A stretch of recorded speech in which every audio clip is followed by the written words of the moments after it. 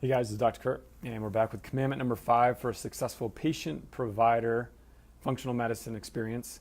And to recap, number 1 was thou shalt realize that the provider works for the patient. Number 2 is thou shalt not make insurance the hero. Number 3 is thou shalt not use emergency interventions for chronic illness. Number 4 is thou shalt not label symptoms stupid. And today that leads us to number 5, which is thou shalt realize you are genetically programmed and predisposed for amazing health. And I think we've been told the opposite for so long, that we're genetically programmed for disease. And I think this is a huge roadblock in many's illness journey and their health journey. Most kind of mainstream stuff will say that our genetic code, that our genes are going to be this loaded gun and the environment's the trigger. I hate that analogy because that means you're genetically programmed just to combust and to wear out and to just have a horrible, crappy life. Now, we're not meant to live forever, but we should have unbelievable health and great experience within that. What I like better is just a zipper. Like a DNA code is like a zipper, and it's receiving information from the external environment. So if the external environment says, hey, scary, scary, scary, then that sends signals through the cell to the DNA, blah, blah, blah, and unzips the code for high blood pressure. If the external environment is always telling that code, I need high blood pressure because of potential danger, and I'm in danger or I'm going to be in trouble, then let's just keep the blood pressure code open so we can save our time. It'd be like if you had horrible, like urgency to go pee, you just leave your zipper open all day long. So in case you start to pee, you save that time to unzip it.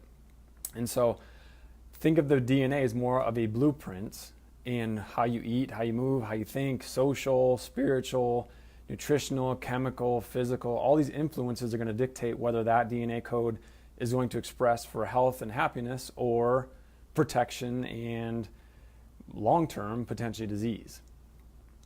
Now, I think both sides of the equation religiously also make this argument confusing. There's the creationists who say we're the image of God.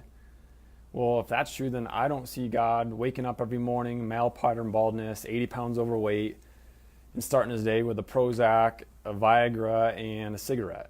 So if you say you're the image of God, then start acting that way. Start putting those steps into implementation to be this amazing being that you were created to be.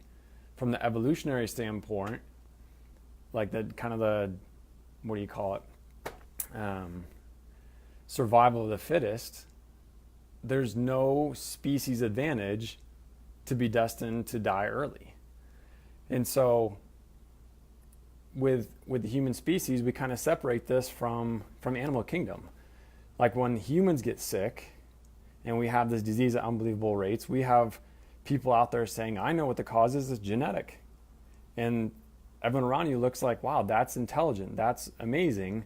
Let's name a hospital wing after you. Let's give you Nobel Peace Prizes, and let's make government recommendations on your recommendations. But if we did that to the animal kingdom, I know why the dodo bird escaped or got extinct.